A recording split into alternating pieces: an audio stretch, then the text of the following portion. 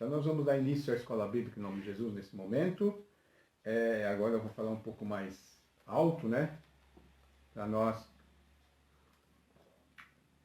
darmos início. Então vamos lá. Quem é esse? Lição de número 5, né?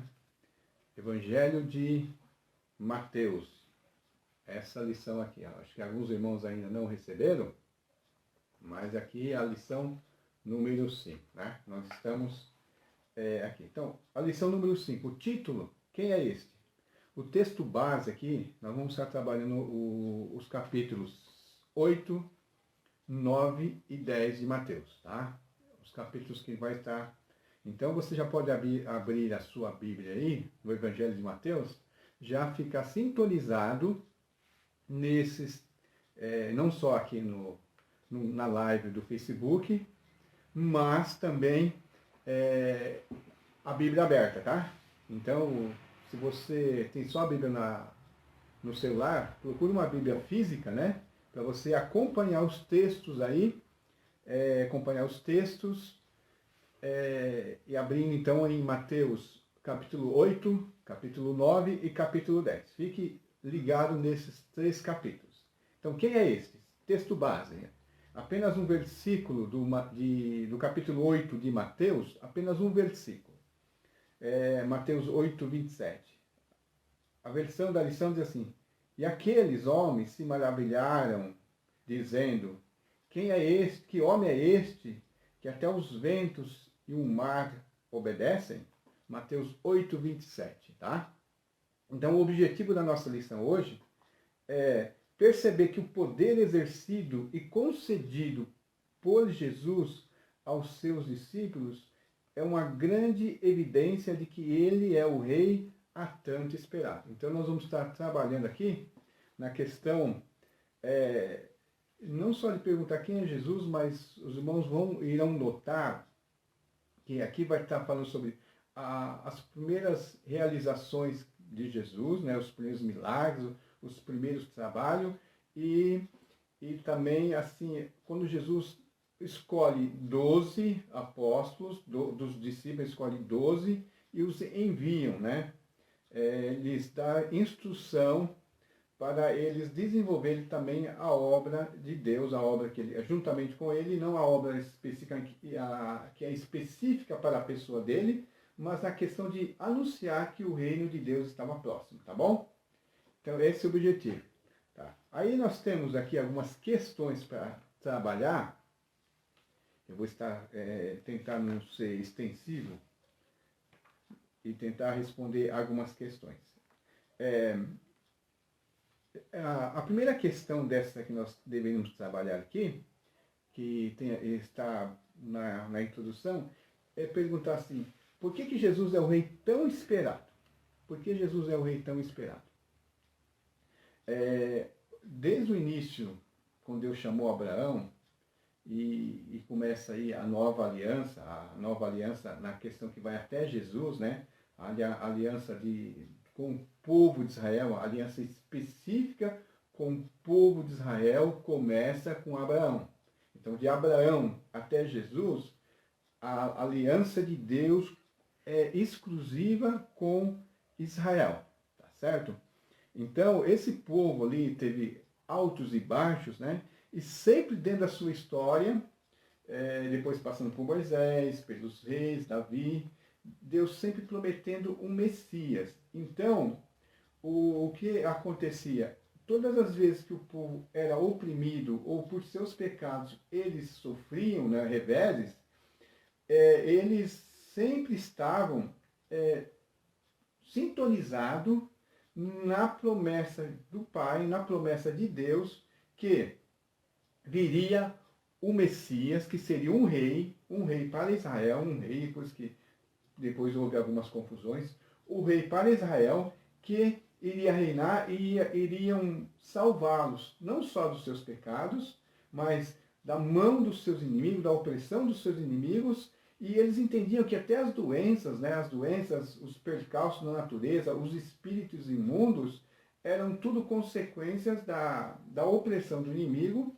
e eles tinham a esperança que o Messias os libertaria disso. Então, a vinda do Messias, quando Deus agia em Israel, se os irmãos procurarem um dia ler a Bíblia com atenção nessa parte aí, vão notar que sempre quando Deus se manifestava poderosamente em Israel, que houve alguns períodos, né, que Deus se manifestou, sempre havia milagres. Então, os milagres, algumas coisas que aconteciam em Israel, era o sinal da presença de Deus com eles, mesmo que fosse um período em que estava havendo apostasia em Israel, como na época do profeta Elias e do profeta Eliseu, tá? Então essa aqui. Por que Jesus era o rei tão esperado? Porque ele estava realizando aquilo que nas escrituras, lembra que nós vimos desde a primeira, que Mateus trabalha sempre essas questões, apresentando Jesus como Messias e provando através das escrituras que ele era o Messias. Porque ele estava fazendo aquilo que era determinado pelas profecias, pelos anúncios de Deus, né? Que os profetas falavam da pessoa de Jesus. Então ele estava provando que Jesus era o rei tão esperado pelo que ele estava fazendo, tá? Pelo que estava fazendo. Inclusive, né, na introdução aqui, nós temos esse verso, né? Que depois que Jesus realizou vários milagres, embora parece que o povo é meio volúvel assim, né? As ideias vão e voltam, né? Eles acreditavam, de repente ficavam meio assim. Mas quando Jesus realizou alguns milagres, eles chegam lá e falam assim, quem é esse? Quem é esse?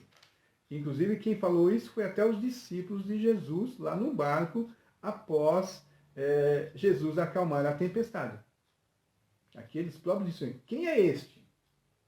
Que até os ventos e o mar obedecem. Eles estavam, nós vamos, já vimos algumas vezes, né, que esses homens, quando eles foram chamados por Jesus, muitos deles já estavam procurando o Messias, como tipo Mateus não, mas Pedro, Mateus fala isso, né, apresenta isso. Pedro e André, né, o João e Tiago, depois nós temos Bartolomeu, que é o Natanael, que Felipe também, eram pessoas que estavam aguardando o Messias. Tanto que quando Felipe chama Natanael, que era o mesmo Bartolomeu, ele fala, vamos lá, eu achei o Messias. Mas logo depois, nesse momento aqui, da tempestade, foi tão um milagre assim que deu um boot neles lá, né? Eles entraram e eles travaram um pouco e falaram, mas quem é esse? De repente chamou eles a atenção. Por isso que Jesus era o rei tão esperado pelos milagres que ele fazia. Jesus era apenas um grande pregador ou ele também operava com poder, sinais grandiosos? Então, o que eles querem demonstrar, a lição que demonstrar? Tem muitas pessoas que o famoso conversa fiada, né? Aquelas pessoas que têm uma lábia, conversa muito, promete muito, e ele consegue chamar multidões, né? Pelo seu poder de persuasão, do seu poder de oratória. Mas Jesus não era só isso. Jesus tinha uma oratória, Jesus sabia falar, tá ligado? Mas Jesus era verdadeiro. Lembre-se que na última lição, diz que Jesus, o povo percebeu que Jesus era diferenciado porque Jesus, ele tinha autoridade. Quando ele falava, ele não era como os fariseus, que falavam uma coisa, mas fazia outra. Então Jesus era fiel às suas palavras. Ele não procurava só palavras bonitas para enganar, para atrair. Ele tinha palavras bonitas e verdadeiras.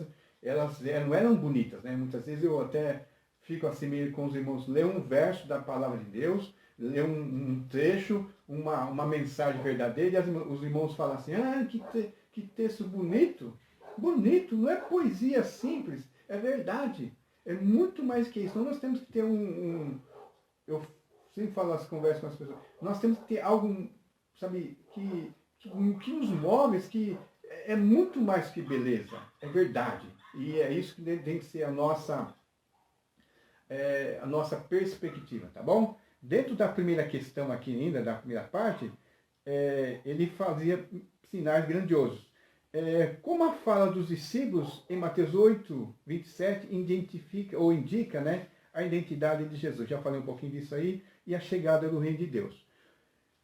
Como eu falei, quando Deus se manifestava para o povo de Judá, o povo de Israel, Deus levantava uma pessoa, um profeta, e ele realmente fazia milagres.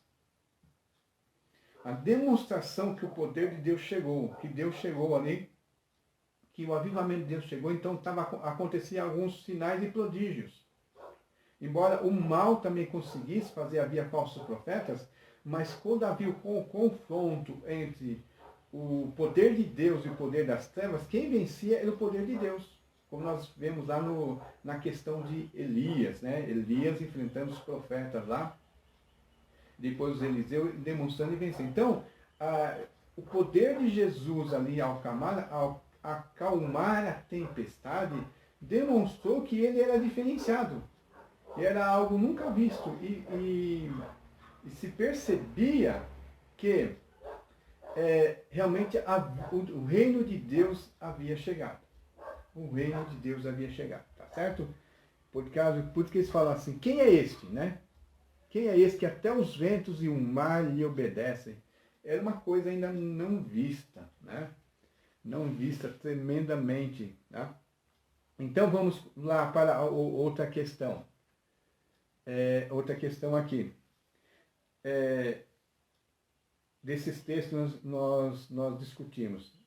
Em que esferas da realidade, né? Quais as esferas da realidade humana é possível perceber que Jesus atuou? Em quais esferas da realidade humana Jesus atuou? Por que fala esfera da realidade humana? Realidade humana porque essas três coisas, ela afeta o ser humano. Ela afeta o homem, a mulher, ela afeta as pessoas de uma maneira bem real. Não é uma ilusão. Ela está ali. Então, quais são as três esferas que Jesus atuou, né? A primeira esfera que nós devemos perceber que Jesus atuou aqui, a primeira esfera é assim: Jesus atuou na esfera da saúde humana, das doenças, né? Nós estamos passando um momento de pandemia, epidemia, um momento de um vírus, de uma doença que está circulando o mundo e tornando as pessoas doentes ou até tirando a vida delas. Então, enquanto a lição falou que Jesus exerceu sobre várias doenças, Jesus exerceu, porque a saúde humana, Jesus exerceu o poder sobre a esfera da saúde humana. Então, por isso que o texto aqui fala que, deixa eu só achar o verso aqui para demonstrar aos irmãos. 9:33. Diz assim: E quando eles saíam, 32 em diante, e quando eles saíam, trouxeram a Jesus. Deixa eu ver aqui, moço. Eu pulei aqui. Não é esse verso, não. Desculpa aí. Ao vivo é assim mesmo, tá? Eu pulei uma etapa aqui. Tá certo? 18, 22. Aqui, 9. Nós vemos aqui, a partir do verso 18 do capítulo 9, que Jesus curou a filha do chefe da sinagoga, né? Enquanto Jesus dizia essas coisas, eis que um chefe da sinagoga aproximou e o adorou e disse: minha filha morreu agora mesmo, mas venham impor a mão sobre eles e ele viverá. Lembre que esse chefe da sinagoga era um presbítero, era um líder de uma sinagoga. Aí nós temos ali, quando Jesus ia ao encontro para curar a filha desse homem, ele encontra uma mulher enferma, uma mulher com uma hemorragia. Então, no caminho, essa mulher toca em Jesus e Jesus cura aquela mulher, né? Jesus cura aquela mulher e Jesus fala que a fé dela salvou. Depois, Jesus chega à casa do chefe da sinagoga, cura a filha dele e depois, imediatamente, logo em seguida, Jesus cura 2 cegos. Jesus cura um cego. Então, Jesus atua na esfera da saúde humana, na esfera, há um enfrentamento das doenças, porque O povo ali aguardava que o Messias vinham e iriam livrá-los, né? Não só da opressão do inimigo externo, militar, mas até do inimigo da sua saúde, das suas doenças. E agora sim, aquele verso que eu falei, em segundo lugar, Jesus atuou na esfera humana, na esfera dos espíritos malignos, que tanto atormentava aquele povo antigamente, hoje atormenta. Então Jesus, ele atua nessa esfera, e nós vemos várias vezes na Bíblia que Jesus está acima. Jesus já provou isso, porque o chefe de todos esses líderes, né, Jesus já venceu ele aonde? Lá na tentação do deserto. Ele tentou Jesus de todas as maneiras, Jesus já pôs ele para correr. Se Jesus pôs o chefe, Jesus vai atuar também aqui. Então, em segundo lugar, Jesus exerceu poder sobre espíritos malignos, né? Nós vimos já do capítulo 8, verso 16, Jesus falando assim, ao cair da tarde, trouxeram a Jesus muitos endemoniados, e apenas com a palavra expulsou o espírito. E aqui já na parte interior, que curou todos os que estavam doentes. Então aqui já estavam as duas esferas. Então, Jesus atuou na esfera da saúde humana e atuou na esfera do espírito maligno. E aqui o verso 17, só para os irmãos que acompanham isso, se você abrir agora no verso 17, como eu falei, Mateus é um homem que um apóstolo, ele está provando que Jesus é o Messias tão esperado, como lá na introdução, porque ele fala de Jesus, o que Jesus está fazendo, e fala assim, para cumprir o que foi dito por meio do profeta Isaías. Então Jesus não está fazendo nada que não fosse esperado. Então, duas esferas humanas aqui, que atuavam na esfera humana, já está contemplando aqui. A saúde humana e o poder dos espíritos malignos. A outra parte, né, que Jesus atuou, é também em cima da natureza. E me vem agora à mente que essa pandemia, essa doença, né, diferente de outras doenças, geralmente esse tipo de doença é uma doença que tem a ver com a natureza, e tem a ver com a saúde humana. Porque foi um mau uso dos recursos naturais que Deus deixou para a gente, para nos alimentar, a desobediência a isso. Lembra que o povo esperava que o Messias os curasse dos seus pecados. Os curasse dos seus pecados, porque as enfermidades, as coisas que aconteciam com eles acreditavam que era resultado da sua desobediência a Deus. E Jesus fala muito sobre isso. A Bíblia fala muito sobre isso. A desobediência traz consequência para o ser humano. Então, esse vírus aí é um mau uso na natureza dos recursos de alimentações, trouxe para o ser humano essa doença. Mas aqui, especificamente, vai falar sobre o tempo, o clima, né? As tempestades, o vento, aquilo que todo dia nós saímos aí, nós vemos o sol, nós vemos tempo quente, tempo frio, nós vemos a chuva, nós vemos as tempestades, nós vemos o vento. Então Jesus atuou na esfera da natureza, que é a autoridade de Jesus. A autoridade de Jesus sobre a natureza é demonstrada aqui, quando Jesus acalma a tempestade. Mateus 8, 23 ao 27, né? Que, assim, Jesus entrou no barco e os seus discípulos o seguiam. E eis que levantou-se no mar uma grande tempestade, de modo que as ondas cobriam o barco. Jesus, porém, estava dormindo, mas os discípulos foram acordá-lo, dizendo, Jesus, ou Senhor, salva-nos, estamos perecendo. Então Jesus perguntou, por que vocês são tão medrosos, homens de pequena fé? E levantando-se, repreendeu os ventos e o mar, e tudo ficou bem calmo. E aqueles homens ficaram admirados, dizendo, quem é este que até os ventos e o mar lhe obedecem? Então, toda a esfera da natureza, toda a esfera da natureza que também interfere na vida dos seres humanos. Só para os irmãos perceberem aí, se os irmãos vão no YouTube, procura sobre algumas...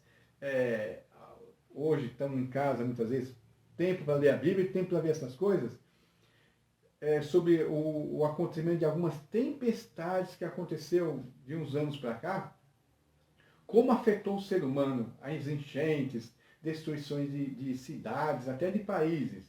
Então, Jesus exerce autoridade sobre isso, tá? Então, nós respondemos aqui. Jesus está acima das doenças, dos espíritos malignos e da própria natureza? Sim. Se ele atua nessas esferas, então ele está acima disso. Como eu falei no início dessa questão, Jesus já demonstrou sobre os espíritos malignos lá na tentação. E Jesus aqui, quando curou muitas pessoas, quando expulsou depois mais espíritos malignos e quando Jesus acalmou a tempestade, tá certo? Continuando aqui. No capítulo, vamos tratar agora o capítulo 10 e 9, ou 9 e 10. Sobre a questão de acordo com essa questão aqui observamos a seguinte pergunta. O capítulo 10 de Mateus fala sobre o quê? Né? Sobre o que fala? O capítulo 10 está falando sobre os discípulos de Jesus e suas ações. Então, aqui no capítulo 10, nós vemos aqui desde o verso 1 até quase o verso 16, 17, e depois nós vamos falar sobre praticamente o capítulo 10 inteirinho. Então, a atuação dos discípulos, aqueles 12 que foram chamados por Jesus. Mas primeiramente, quais foram as instruções por Jesus? Tá certo? No capítulo 9, 35 e 38, capítulo 9, verso 35 e 38, nós vamos ver Jesus separando essas pessoas. Diz assim no verso 32. E quando eles saíram, Jesus percorria, né? Vamos falar da compaixão de Jesus. Então Jesus percorria todas as cidades e aldeias, ensinando na sinagoga, pregando o evangelho do reino, curando todo tipo de doença e enfermidades. Ao ver as multidões, Jesus se compadeceu delas, porque estavam aflitas e exaustas, como ovelhas que não têm pastor. Então Jesus disse aos seus discípulos: a seara é grande, mas os trabalhadores são poucos.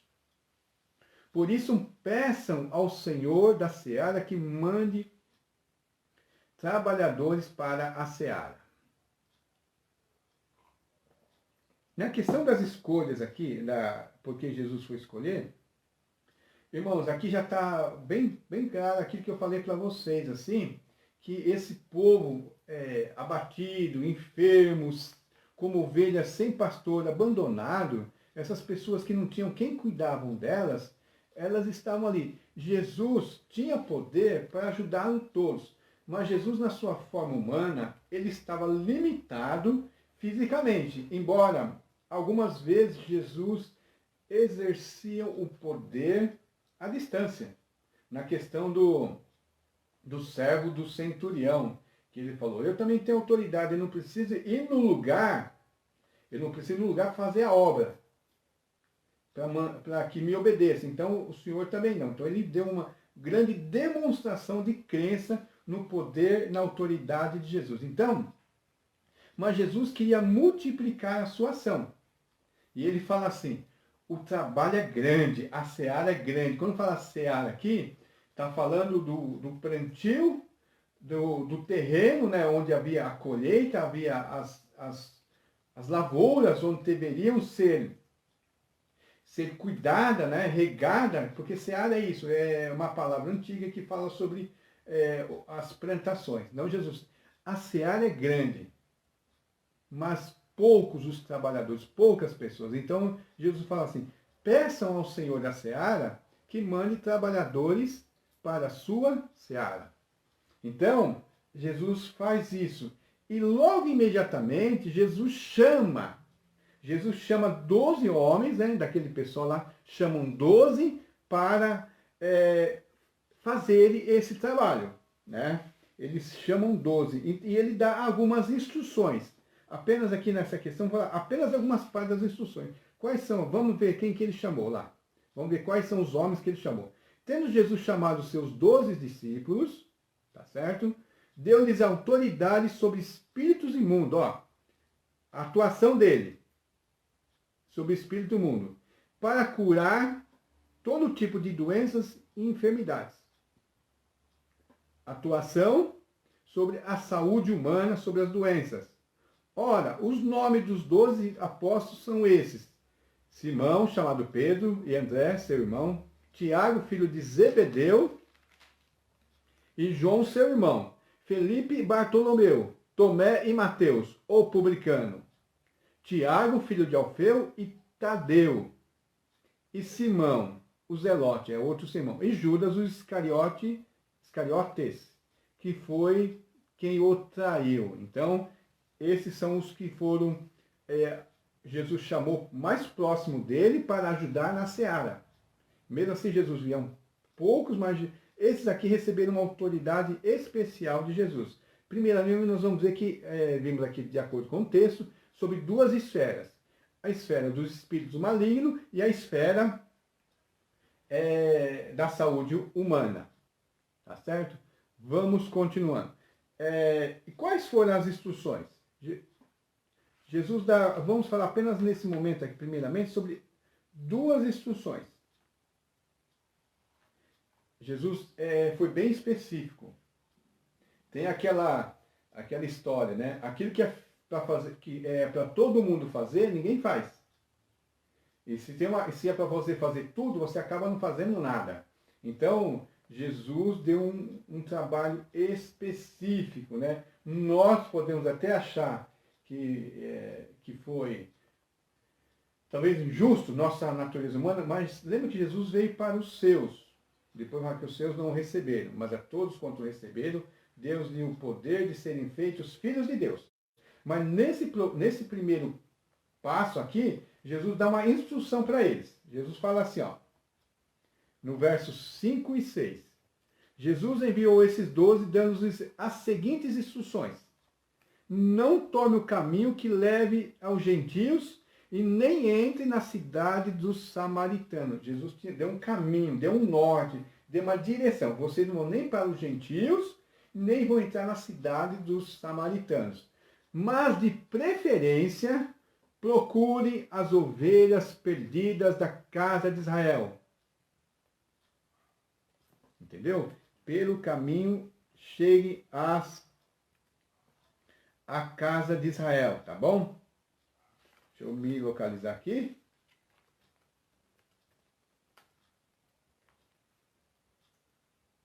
Casa de Israel. Nós vamos ver então,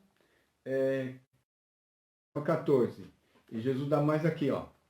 Pelo caminho, pregue o que está próximo ao reino dos céus. Lembra que Jesus, a vinda de Jesus era a vinda do Messias, era o sinal que o reino de Deus estava chegando a eles e o rei estava vindo. Então Jesus deu algumas instruções. Cure os enfermos, ressuscite os mortos, purifique os leprosos, expulse os demônios. Vocês recebem de graça, portanto, deem de graça. Então, lembram aqui que eu falei, aqui duas esferas. As esferas da saúde humana e as esferas dos espíritos malignos. Né? Então, Jesus dá mais algumas instruções para ele aqui. Ó.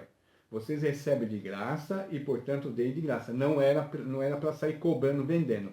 E ele fala, não levem nem ouro, nem prata, nem cobre em seus cintos, né? Na sacolinha aqui. Nem sacola para o caminho, nem duas túnicas, nem sandálias, nem bordão, porque o trabalhador é digno do seu alimento. Então Jesus estava mostrando que, embora eles não fossem cobrar, as pessoas iriam ajudá-los. As pessoas iriam dar sustento para eles, porque digno é o trabalhador do seu salário, do seu alimento. E ele fala, em qualquer cidade ou aldeia que vocês entrem, pergunte quem nelas é digno. E fique ali até que saiam daquele lugar, até saírem daquele lugar. Não entre na casa, ao entrarem na casa, desculpe, irmãos, eu pulei aqui. Ao entrarem na casa, saudem-a. Se a casa for digna, que a paz de vocês venha sobre ela. Se, porém, não for digna, a paz voltará para vocês. Então, eles tinham que levar a paz. Onde eles chegavam, eles tinham que levar a paz. Então, aquelas palavras deles, ao saudar, a paz de Deus chegava naquela. Mas se eles não quisessem a paz voltava para a fonte. Se alguém não quiser recebê-los, nem ouvir as palavras de vocês, ao saírem daquela casa, daquela cidade, sacudam pó dos pés. Em verdade, te digo que haverá menos rigor para Sodoma e Gomorra no dia do juízo do que para aquela cidade. Porque ali estava alguém que era grande e vinha em nome de Jesus o grande, e se eles recusassem aquelas pessoas, eles estavam recusando o próprio Messias, o próprio Jesus, tá bom? Então as instruções eram essas. Eles iam primeiro as ovelhas perdidas com Israel e faziam as obras que Jesus estava fazendo, essas duas obras, dessas duas esferas, e eles seriam sustentados. Eles não precisariam ficar preocupados com o que iria acontecer no caminho, com o seu sustento. Porque naquele caso ali, Jesus já tinha avisado, vocês serão sustentados, porque vocês são dignos. Então, tudo que vocês precisarem, no caminho vai ser, posso dizer assim, Jesus vai ser, vocês serão providos, né? Daquilo lá. E aqui, tem mais algumas advertências que Jesus dá para esses discípulos, né?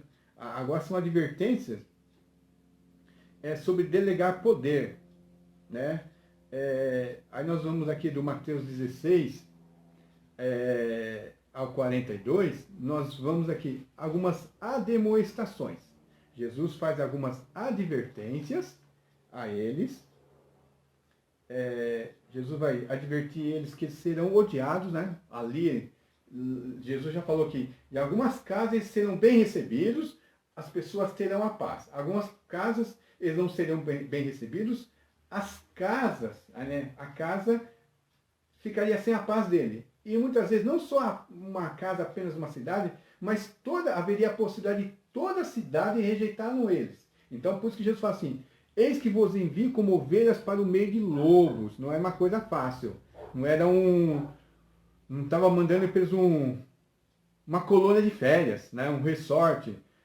Não está mandando eles para um lugar bonito, mas é para um lugar que era perigoso. Portanto, agora Jesus fala assim, ó, sejam prudentes como as serpentes e simples como as pombas. Tenham sabedoria, tenham simplicidade, mas tenham sabedoria. Não sejam arrogantes, mas não sejam também ingênuos. Jesus está falando isso para eles. Tenham cuidado com os homens, porque eles os entregarão aos tribunais e os açoitarão. Jesus fala daquela época, mas Jesus está falando também depois, logo que acontecerá com eles, né? Por minha causa vocês serão levados à presença de governadores, de reis, e lhes servirá, para lhes servir de testemunho a eles e aos gentios. Quando entregarem vocês, não se preocupe quanto a como ou que irão falar, porque naquela hora lhes será concedido o que vocês dirão. Afinal, não são vocês que estão falando, mas o Espírito do Pai de vocês é quem fala por meio de vocês. Então, Jesus está falando aqui, não é para eles irem sem instruções, mas Jesus falou assim, para eles não se preocuparem com a articulação da conversa deles, porque na hora o Espírito Santo estará com eles e os ajudarão a argumentação a falar, porque pessoas os entregarão. E não só pessoas, outros homens, gentios que os entregará, homens que não têm fé, mas Jesus está falando que um irmão, uma própria pessoa chegada, vai entregar a morte o outro irmão. E o próprio pai vai entregar o filho. Né? Haverá filhos também que se levantarão contra seus pais e os matarão. Todos odiarão vocês por causa do meu nome. Por causa do meu nome. Porém, ficar firme até o fim, e esse será salvo. Aquele que ficar firme até o fim será salvo. Quando, porém, vos perseguirem, vocês numa cidade, fujam para outra. Porque em verdade lhe digo que não terão percorrido a cidade de Israel até que venha o Filho do Homem. Então, aqui estava assim, não se preocupe. Quando vocês chegarem até o fim, vai vir o Filho do Homem. E os discípulos não estão acima do seu mestre, nem o servo está acima do seu senhor. Basta ao seu discípulo ser como o seu mestre, e ao seu servo ser como o seu senhor. Se chamaram o dono da casa de Beelzebul, quanto mais os membros da sua casa. Então Jesus está falando ali que eles sofrerão ódio, sofrerão perseguição. As pessoas os perseguirão, eles serão entregues aos tribunais, né? Não será uma pessoa não oficial que o perseguirá, mas as próprias instituições a própria instituição estará contra ele, tá bom? Então Jesus fala assim, que nós sofreremos ódio e também nós precisamos ver que nós não devemos ter medo. Portanto, não tenham medo deles, porque não há nada encoberto que não venha a ser revelado, nem oculto que não venha a ser conhecido. O que lhe digo às escuras, repitam na luz. E que é dito para vocês ao pé do ouvido, proclame no telhado. Então Jesus falando assim, na parte anterior, nos versos anteriores, Jesus fala que eles serão tão bons como discípulos, quando eles chegarem, quanto o seu mestre. Na propagação do Evangelho. Porque assim, o que eu estou falando em particular aqui para vocês, vocês vão falar bem alto, né? Bem alto. Vocês vão falar bem alto. E Jesus, não temos que matam o corpo, mas não pode matar a alma. Pelo contrário, temo aquele que pode fazer perecer no inferno tanto a alma como o corpo. Então Jesus está falando de duas coisas aqui, ó. Não temos homens, não temos malignos, temo a Deus. Porque esses homens aqui, eles vão matar apenas o corpo. Muitos de vocês vão ser mortos. Mas não temos que pode matar apenas o corpo. Temos aquele que pode matar a alma, pode matar o espírito, que pode te levar para a perdição eterna. Isso que Jesus está falando, tá? Para terminar aqui, nós vamos fazer algumas aplicações aqui para nós na vida de hoje. Então, presta atenção aqui, para nós enfrentarmos a nossa vida diária. Ali nós falamos da relação de Jesus com os seus discípulos que aconteceu naquela época. Agora vamos ver se nós aprendemos bem as instruções da palavra de Deus para que nós possamos viver com a mesma coragem que os discípulos viveram. Será que nós podemos fazer as mesmas obras que Jesus fez, que os discípulos fizeram nessa questão aqui, dessa esfera da natureza? O primeiro trecho aqui seria, confie no rei, pois ele transmite compaixão. Então os povos de Israel esperavam Jesus, que era o rei que viria com compaixão. Jesus tem compaixão? Jesus tem misericórdia? Então, uma pergunta para te colocar na parede.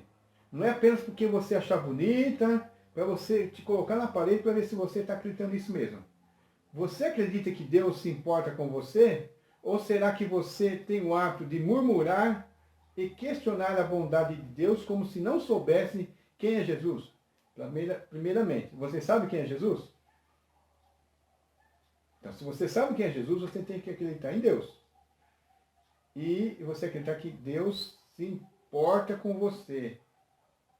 Se você não sabe quem é Jesus, você não acredita em Jesus, aí você vai ter o hábito de murmurar. Porque algumas vezes esquece, né? As pessoas esquecem que Deus está no controle. Porque muitas vezes nós buscamos as coisas do mundo. E nós queremos aquilo que... A segunda parte da questão. Como reagir a tamanho amor? Mesmo quando ele nos responde não.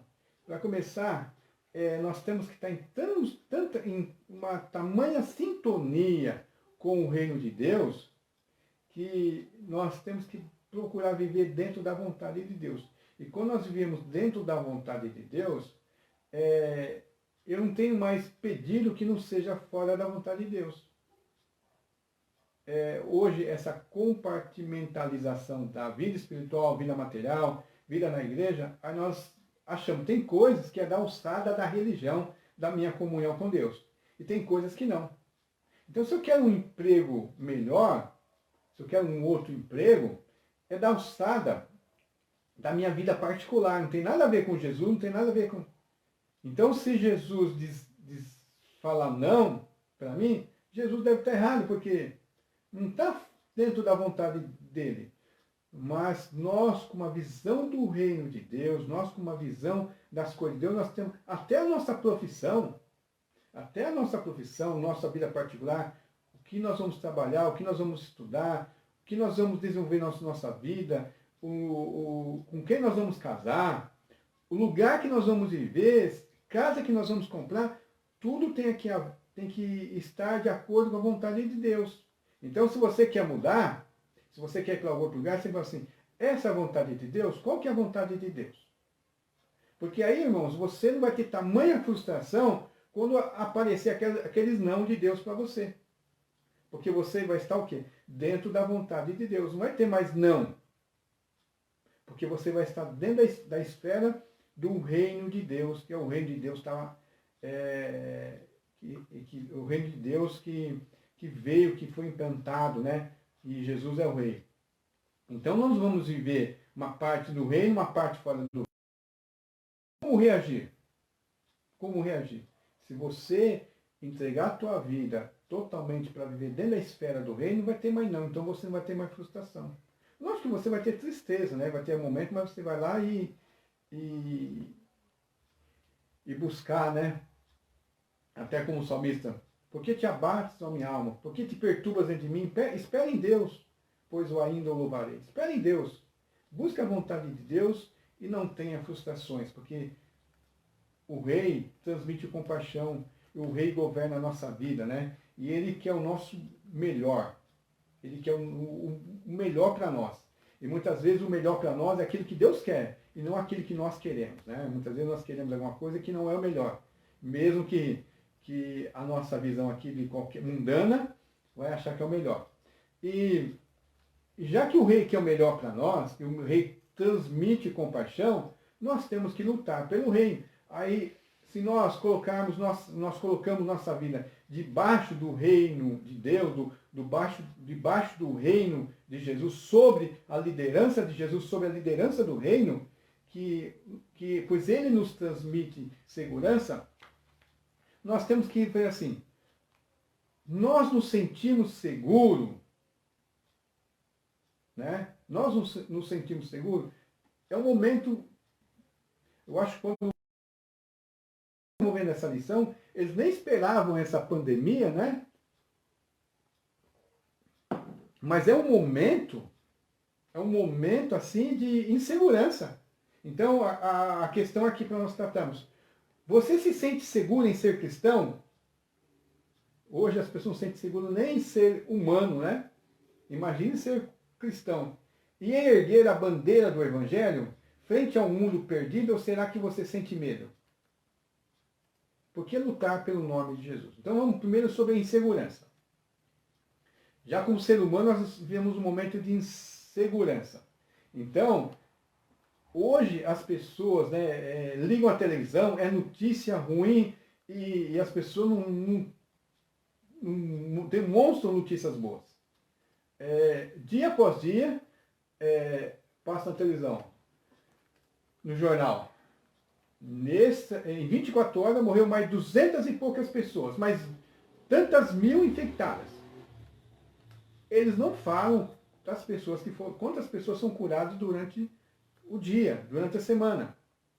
Então tem cristão que está aí olhando as imagens dos cemitérios carregados, né? De corpos, pessoas sendo enterradas, às vezes nem tanto assim, eles colocam de maneira que é muito mais do que. E as pessoas se sentem inseguras. Eu lembro da história humana, né? É bom nós conhecermos a palavra de Deus, a Bíblia Sagrada, e conhecer, depois que fechou-se o cano das Escrituras, mas durante esses 2000 anos que se passaram, né? Conhecer a bibliografia de vida de pessoas que viveram dentro da vontade de Deus. E eu só para um testemunho aqui, a vida de John Wesley. John Wesley, o fundador da Igreja Metodista, né? Não foi ele, na realidade, ele não fundou a Igreja Metodista. Foi um movimento que surgiu porque eles eram metódicos, eles se reuniam para cantar, orar e estudar a palavra de Deus. Alguns jovens, né, uns 4 ou 5 se reuniam, John Wesley, o irmão dele, mas alguns outros se reuniam para cantar, orar e estudar a palavra de Deus. Aí chamaram eles, deram esse apelido deles de metodista, de método, né, que é esse o método, a disciplina que eles tinham. Ele depois, pela igreja anglicana, já era formado sacerdote, pastor. E ele estava viajando, né, da Europa, da Inglaterra, para a América, né, Estados Unidos. Ele ia ser pastor lá. E no caminho, né, ele já era pastor há algum tempo, já era esse homem que orava, estudava, cantava. E no caminho houve uma grande tempestade. Ele pensa que aqueles navios, aquelas nau, aqueles barcos que eram levados pelo vento, velas para lá, para cá, e aquela grande tempestade. E ele, como um líder, como um pastor, apavoradíssimo. Apavoradíssimo. E ele notou um grupo de homens, de mulheres, de crianças que estavam indo no mesmo navio para a América, que eram os morávios. Né? Os morávios foram grandes, eles eram pessoas de origem da Morávia, né? E eles foram grandes missionários pelo mundo todo. Mas eles estavam indo para a América para formar uma colônia, colonizar o local. E eles estavam tão calmos, cantando, louvando a Deus ali, e John Wesley sentiu vergonha. Sentiu vergonha. Enquanto ele, um ministro de Deus ali, um homem assim, sentindo medo, apavorado, e aquelas pessoas não. E isso abalou muito a ele. Quando passou a tempestade, ele foi conversar com aqueles homens, com aquelas pessoas. Aí que ele soube que eram os moráveis, e o líder lá falou assim, você tem um testemunho interno do Espírito Santo? Você se sente uma pessoa realmente nascida de novo? Você se sente uma pessoa dentro que é participante do reino de Deus, um súdito de Deus? E ele percebeu que não. Então, você tem que buscar essa confiança. Você tem que buscar essa identidade interna, né? Dentro de Deus, dentro de você mesmo, que você é um servo de Deus. Porque isso vai trazer segurança. Então, se você confia, né? Lá, você sabe quem é Jesus. Você não é uma pessoa que murmura. Você sabe que Deus tem compaixão. Que pela compaixão, pela misericórdia de Deus, Ele nos trouxe Jesus. Ele nos enviou Jesus para morrer pelos nossos pecados. E a palavra fala assim, não importa a nossa vida física, o importante é que nós vamos ter uma perdição eterna. Então, onde a vida física não teria tanta importância como a vida espiritual. E a partir daquele momento, daquele encontro, a vida de John Wesley mudou. Porque ele falou assim, ele se sentiu seguro em ser cristão, em erguer a bandeira do Evangelho frente ao mundo perdido, e ele sem medo. Ele sem medo. Tanto que a vida desse homem, irmãs, de John Wesley, ele modificou não só a Europa, a Inglaterra, né, que era a cidade, a Inglaterra, o país de origem dele, não só a Inglaterra, como os Estados Unidos. Ele fez mais ou menos aquilo que Paulo fez lá, que o pessoal acusou Paulo. Eles têm transtornado o mundo, têm feito muito barulho do mundo, têm transformado o mundo. Nesse mesmo período, na França depois, houve pelas mazelas, porque no texto que eu li aqui diz que aquele povo sentia-se como uma ovelha sem pastor. É o que estava acontecendo na Inglaterra e na França. Ovelha sem pastor, o vício da bebida, o vício de tantas coisas, pessoas passando fome, e os governos não tomavam conta, não faziam atitude. Enquanto na Inglaterra, pela influência de John Wesley, pelo trabalho dele, dos seus missionários, de cuidar não só fisicamente das pessoas, levar a palavra de Deus, converter as pessoas, cuidar das pessoas, transformar as pessoas, a Inglaterra não teve uma revolução tão sangrenta como a Revolução Francesa. Onde as pessoas que causavam isso, né, foram mortas, mas depois, entre as próprias pessoas ali, houve uma tamanha matança, um tamanho massacre. Tá? Então, nós vemos aqui, ó, nós temos que procurar a segurança em Jesus. Nós temos que procurar uma segurança em Jesus. Uma segurança que faz com que nós não temamos nem a morte. Então, se você está em casa aí, né, nós temos que evitar o contágio, nós temos que nos proteger, usar máscara, cuidar da nossa higiene, evitar sair o menos possível se não tiver necessidade. Mas agora nós ficamos apavorados, com medo, com temor, né? Com temor. É uma prova que nós ainda não temos a confiança necessária em Jesus. Nós não temos a confiança necessária no Senhor para